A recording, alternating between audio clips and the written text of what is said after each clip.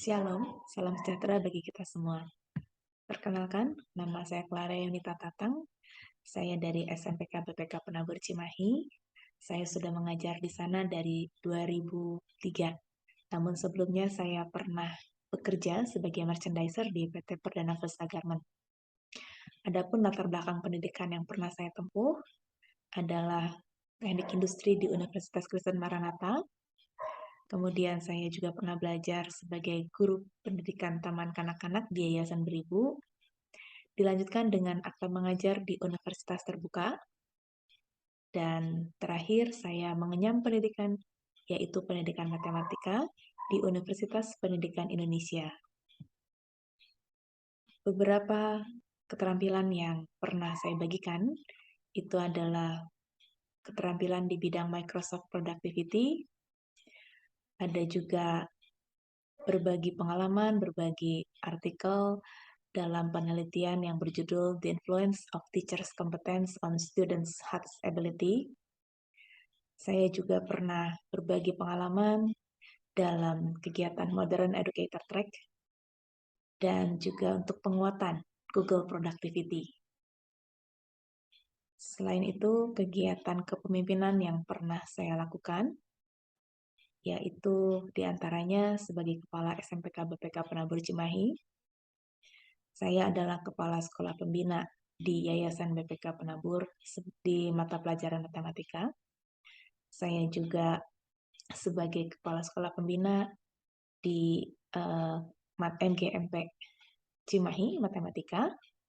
Dan terakhir saya adalah koordinator di Pokja Lapendik BPK Penabur. Dalam kesempatan ini, izinkan saya untuk berpartisipasi dalam Hari Guru Nasional dengan tema pendidikan yang memerdekakan melalui pembelajaran berdiferensiasi. Memperhatikan 8 standar nasional pendidikan, saya akan menyampaikan presentasi perihal best practice yang kami lakukan di sekolah. Saya akan mulai dari masa lalu. Berdasarkan standar isi, standar proses, dan standar kompetensi lulusan, kami menerapkan kurikulum 2013 sejak tahun 2013 dengan beberapa ciri khas, yaitu mengembangkan keseimbangan antara sikap spiritual dan sosial, pengetahuan dan keterampilan, serta menerapkannya dalam berbagai situasi di sekolah dan masyarakat. Ciri khas yang kedua, menempatkan sekolah sebagai bagian dari masyarakat yang memberikan pengalaman belajar. Ciri khas yang ketiga, memberikan waktu yang cukup leluasa untuk mengembangkan berbagai sikap, pengetahuan, dan keterampilan. Ciri khas yang keempat, mengembangkan kompetensi yang dinyatakan dalam bentuk kompetensi inti kelas yang dirinci lebih lanjut dalam kompetensi dasar mata pelajaran.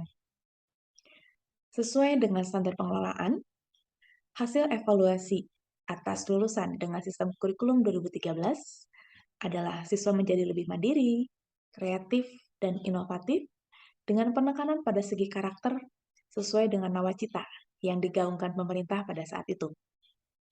Namun pada penerapannya, sistem pembelajaran dengan kurikulum 2013 juga memiliki beberapa kelemahan. Di antaranya, yang pertama, tidak ada kolaborasi antar mata pelajaran, dan yang kedua, guru belum memperhatikan kebutuhan siswa. Hal inilah yang mendasari kami untuk memperbaiki kegiatan di masa kini.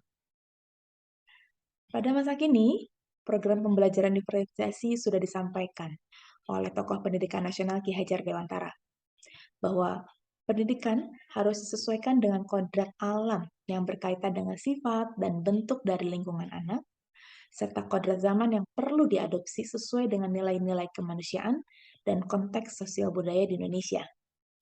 Pemerintah pun sudah mencanangkan dan memprogramkan pembelajaran berdiferensiasi dalam kurikulum Merdeka.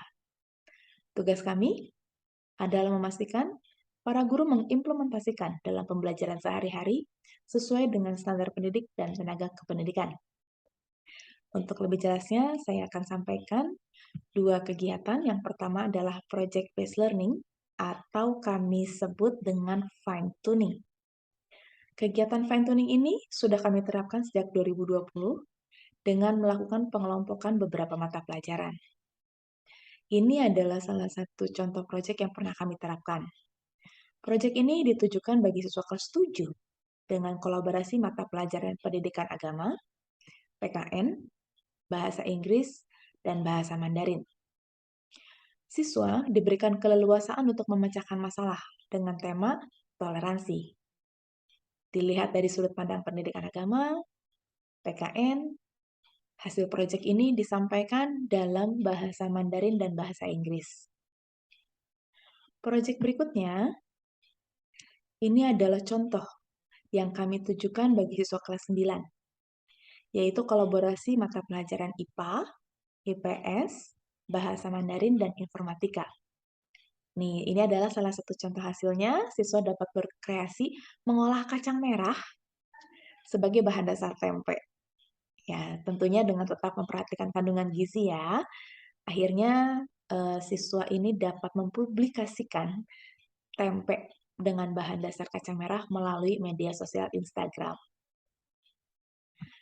Kegiatan kami yang berikutnya yang sudah kami terapkan adalah pembelajaran berdiferensiasi. Nah, berdasarkan need assessment dan observasi, beberapa rekan guru telah mencoba melakukan pembelajaran dengan catatan saya sebagai berikut. Saya mulai dari pembelajaran kelas 8 mata pelajaran matematika. Guru kami telah menerapkan sistem pembelajaran berdiferensiasi berdasarkan konten dan produk.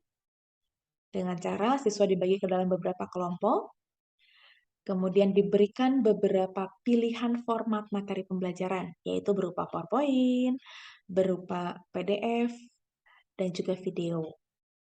Kemudian, siswa diberikan stimulus berupa LKPD yang berbeda-beda dari untuk setiap kelompoknya. Ini LKPD 1, LKPD 2, LKPD 3, dan mereka diminta untuk memecahkan masalah di dalam kelompok masing-masing.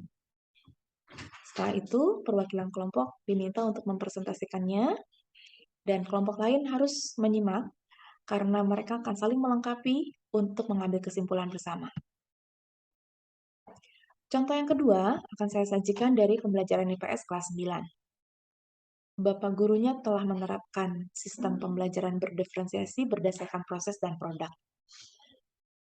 Kita bisa lihat bersama, pembelajaran dimulai dengan pembelajaran asinkronus. Kemudian, pada saat pertemuan berlangsung, siswa dibagi menjadi 6 kelompok berdasarkan gaya belajarnya masing-masing.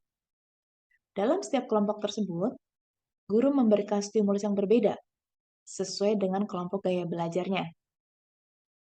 Kemudian mereka berdiskusi untuk memecahkan masalah sesuai instruksi, dan pada akhir pertemuan, masing-masing perwakilan diminta untuk menyajikan sesuai dengan gaya belajar masing-masing.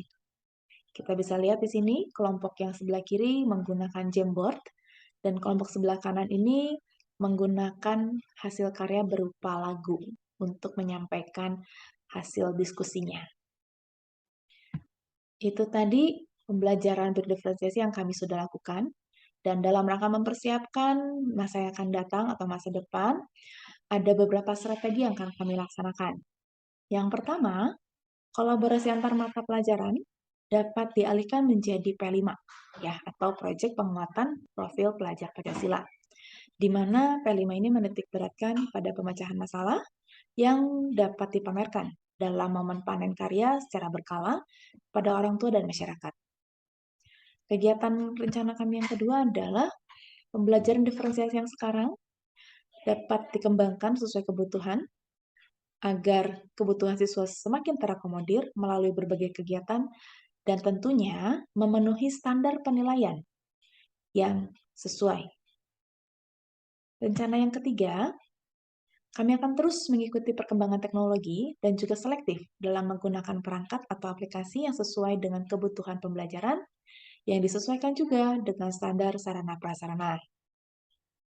Rencana yang keempat, kami akan terus berkreasi dan berinovasi untuk mendukung transformasi pendidikan ke arah yang lebih baik. Dan yang terakhir, tentunya kami akan merancang kegiatan tahunan dan kegiatan jangka menengah sesuai kebutuhan dan juga sesuai dengan standar pembiayaan. Demikian laporan best practice ini kami sampaikan.